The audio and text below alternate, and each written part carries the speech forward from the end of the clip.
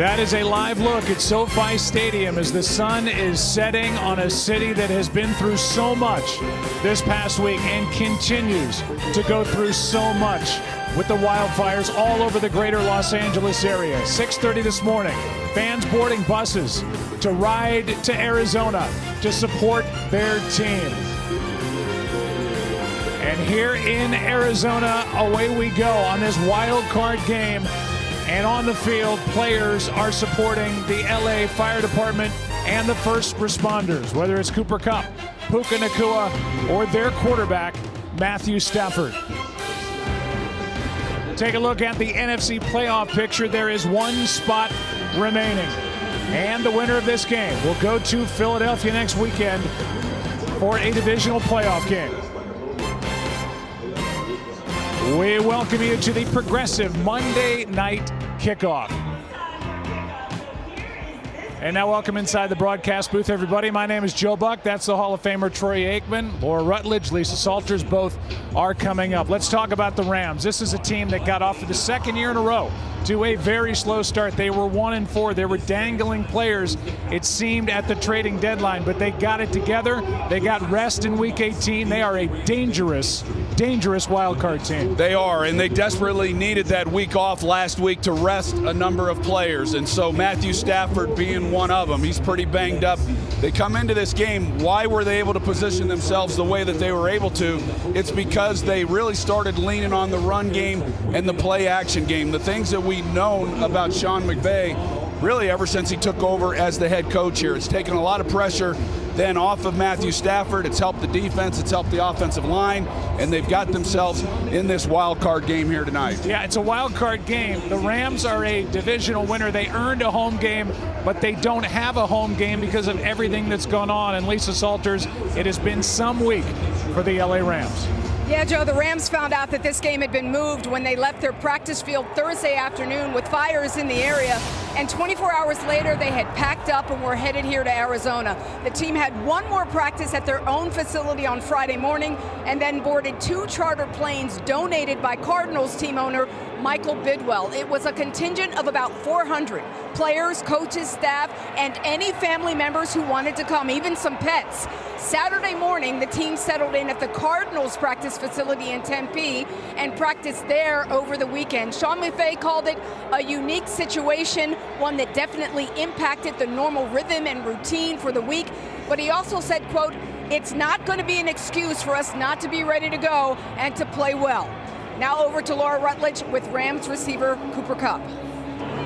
Thanks, Lisa. Cooper, we know your heart is with the victims of the LA wildfires. How has this team handled a difficult week? Yeah, you just go with day a day at a time. You know, guys are in all kinds of different situations, spread out all over LA County with the evacuations, things like that. So, come together a little bit, work towards something, have a task at hand, and we take this very seriously, knowing that there's something special to play for this week still. That's well said. And as we turn our attention to this game, what is key against an aggressive Minnesota defense? You obviously stay ahead of the sticks. They pride themselves on getting guys behind them. We play our version of ball. We stay efficient. I like what we can do. Our defense has been playing great. Hopefully get the offense going here a little bit, and it's going to be a great battle. All right, thanks, Cooper. Thank you. Joe.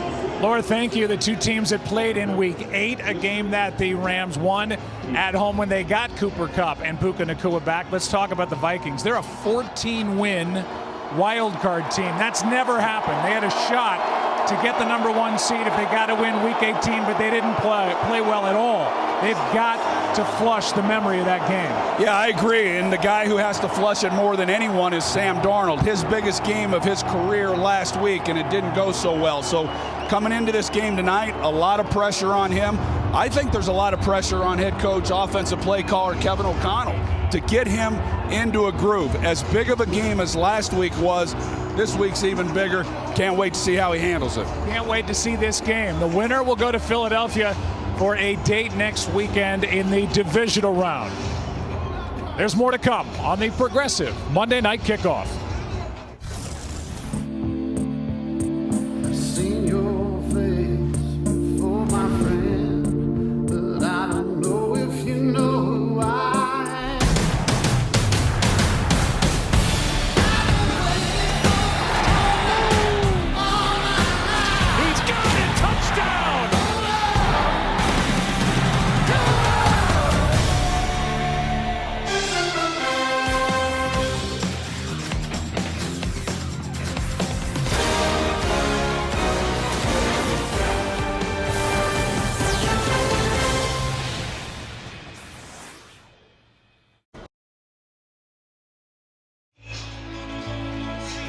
Impacted families in Los Angeles desperately need our help. The Red Cross is on the ground providing shelter, meals, relief supplies, and emotional support. Join us by going to redcross.org/NFL and make a donation. Time now to send it to former Rams captain and Super Bowl champion, Andrew Whitworth. For the past week, our Los Angeles region has been ravaged by catastrophic wildfires. Over 150,000 people have been evacuated. Our friends and our neighbors have lost homes, and entire communities have been devastated. And there's still more work to do. The courage and bravery of our firefighters and our first responders prove that real-life heroes live among us. But I believe in the people of Los Angeles. We are strong. We will not be defined by this devastation. We will rebuild LA, hand in hand, together. For as long as it takes and whatever it takes, we will build it together. Los Angeles, I love you. We love you, and we are with you.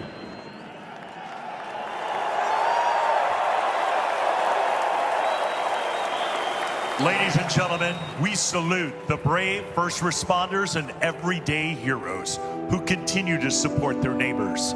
At this time, please stand and join us in a moment of silent reflection for the victims of the entire Southern California community.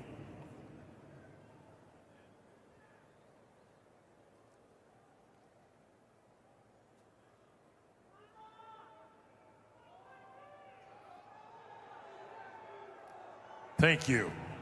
Now, presenting our nation's colors are the 56th Fighter Wing Honor Guard from the Luke Air Force Base in Glendale, Arizona. Please rise and remove your hats for our nation's anthem, performed by Rachel Platten. Oh, say, can you see by the dawn's early light what so proudly we held at the twilight's last gleaming, whose broad stripes and bright stars through the perilous fight o'er the ramparts we watched were so gallantly streaming, and the rocket's red glare, the bombs bursting in air, gave proof through the night that our flag was still there. Oh, say, does that star-spangled banner yet wave o'er the land of the free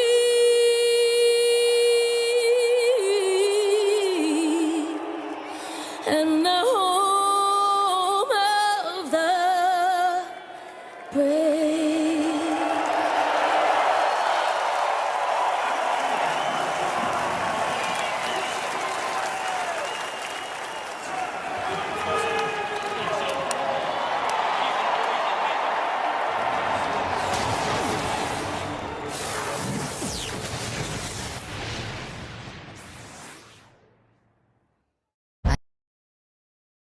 Today's Wild Card coverage is powered by Verizon. Verizon Super Bowl Fan Fest, a Super Bowl experience like no other. You in?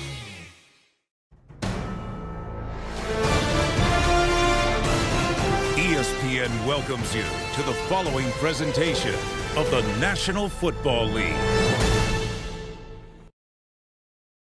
Here's is the reality. We've earned a right to be able to have football continue to be really meaningful. We in the dance, so we know it's when to go home. No more excuses. You don't need no pep talk for this moment. Come on, come.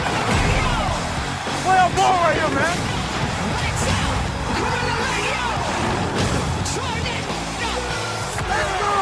It has to start somewhere. It has to start sometime. We've been working for since day one. Keep chasing it.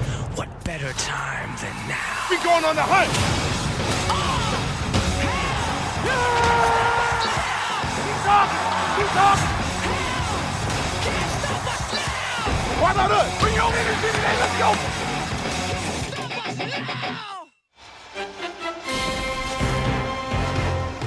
And welcome back on a Monday night. Welcome to ESPN's NFL Wild Card Game, powered by Verizon. Sean McVay, year number 8, just wrapped up his 4th NFC West title. He's been to 2 Super Bowls. He's won 1. And his former offensive coordinator, Kevin O'Connell, in year number 3 with the Minnesota Vikings in the playoffs for the 2nd time, looking for his first win in the postseason. Minnesota won the toss. They defer. It means that the Rams will start this night with the football. Time for a 3-hour or so diversion on what should be a fun game between the Rams and the Vikings, 2 teams that met week 8 in a game won at home by the Rams that night over the Vikings.